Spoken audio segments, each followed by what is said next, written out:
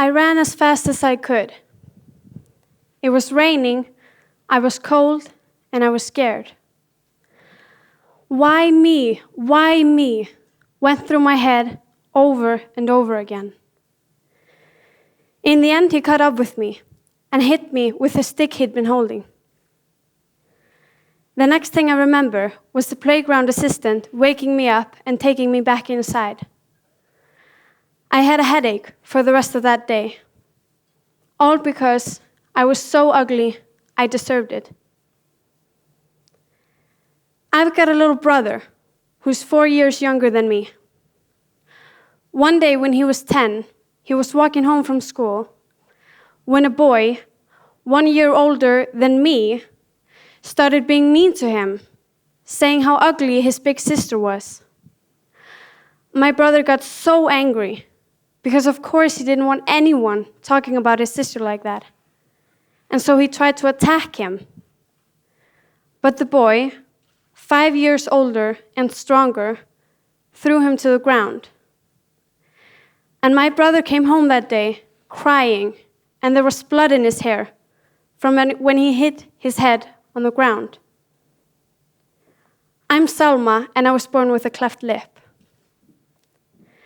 I had my first surgery 7 days old, and since then, I've had 6 other surgeries, and I'm still not finished. I have 1 or 2 left. I've been bullied for as long as I can remember. When I was in play school, the kids would have a kissing game, where the boys would chase the girls and try to kiss them. But nobody ever chased me, because I had such disgusting lips, they said, and I was always left out. No matter where, when, or what was going on, I was always made sure to feel different, and not in a good way. The first time I liked a boy was in 4th grade.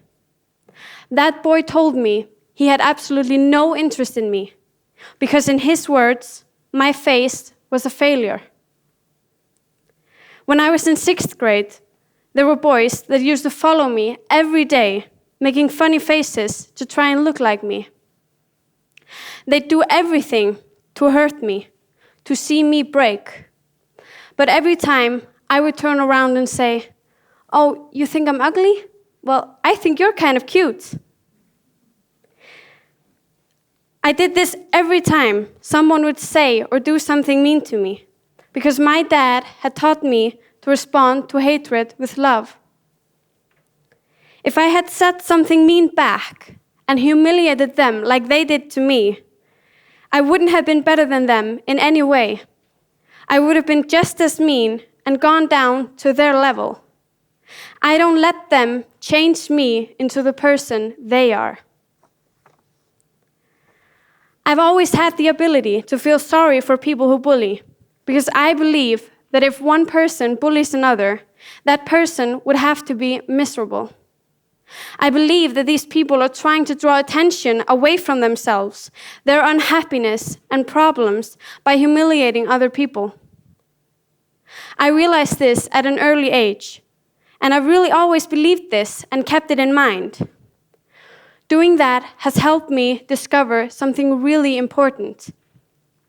The bullying has nothing to do with me. I'm not bullied because of my cleft lip, bent nose, or uneven lips. I am bullied because I meet people who are going through tough times, are unhappy, and unfortunately, I became a target. I truly believe that if I had, for an example, worn a hat to school every day, I could have just as well have had all the same bullying. I have embraced this way of thinking. If I hadn't done that, if I had believed everything they said to me, not been true to myself, gotten angry and answered back with anger, let them in, I don't think I would still be here today. I've never given up. I've never contemplated suicide, never started smoking or drinking to try and fit into some group, never tried to be someone I'm not. I've been true to myself, stood up for myself because I knew that it would be worth it, at least in the end. If you now all think I'm made of stone and haven't felt anything, haven't broken down or cried, that's wrong.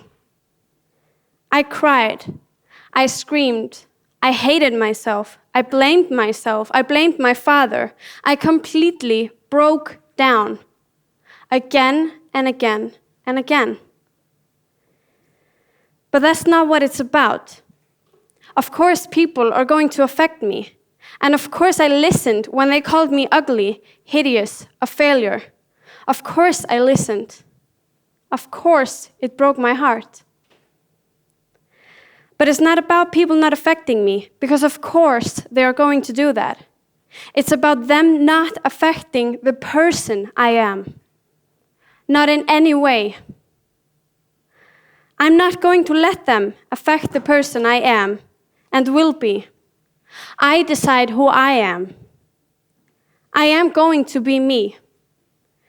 I'm going to smile. I'm going to be happy. And I am going to respond to hatred with love. That's the person I want to be. I'm often asked when I give my talk in schools if any of the bullies have ever apologized to me. Some, yes. Only a few, and not even half. But that doesn't matter. I've forgiven them all a long time ago. It doesn't matter if they apologize or not. If I were waiting for that, I would never be happy. My happiness does not depend on others. I forgave them all a long time ago.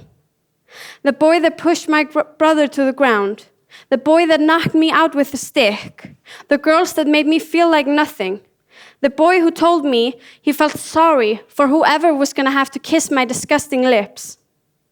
I forgave everyone. Not because they deserve it, but because I deserve it. I deserve peace inside of me. I don't harbor any anger or sadness towards any of them. I'm happy, and it wouldn't change anything for me if more people said they were sorry. Because my happiness does not depend on others.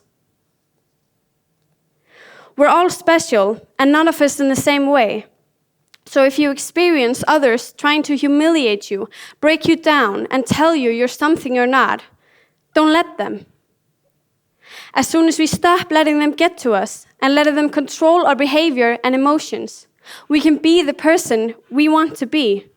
Like me, who wanted to be the person who responds to hatred with love. Let's be proud of who we are and always be true to ourselves. Never let anyone else tell you what you think about yourself. I have one surgery left, and then I can also have laser surgery to remove the scar so that there's nothing left. I'm not going to do that.